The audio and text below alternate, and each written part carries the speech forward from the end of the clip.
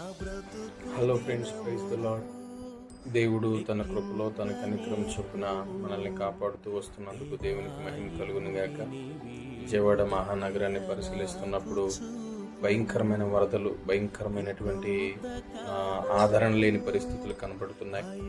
సమయంలో దేవుడు ఒక మాట మనతో మాట్లాడుతున్నాడు. 91వ కీర్తనలో కీర్తనకారుడు అంటాడు కదా, మహోన్నతుని చోటున నివసించేవాడు, సర్వశక్తి నీడను విశ్రమించేవాడు, ఆయనే నాకు ఆశ్రయము, నేను నమ్ముకున్నదగిన నా కోట అయి ఉన్నటువంటి దేవుడు. ఆయన మనకు కోట అయినటువంటి దేవుడు. అదే అధ్యాయంలో 4వ చరణంలో అంటాడు కదా, ఆయన తన రెక్కల నీడను నాకు ఆశ్రయం కలుగును అని. ఆయన రెక్కల నీడను మనకు ఆశ్రయంగా ఉంచిన దేవాతి దేవునికి కృతజ్ఞతాస్తుతులు చెల్లిస్తూ ధైర్యంగా దేవుడు చేయబో కార్యాన్ని చూడడానికి విశ్వాసంతో హృదయాలను సిద్ధపరచుకోవాలని ప్రేమతో కోరుతున్నాను. ఎట్టి పరిస్థితుల్లో ఉన్న దేవుడు మిమ్మల్ని అందరినీ విడిపించి గొప్ప ఆరోగ్యాన్ని, ఆయుష్ను అనుగ్రహించును గాక. ఆమేన్.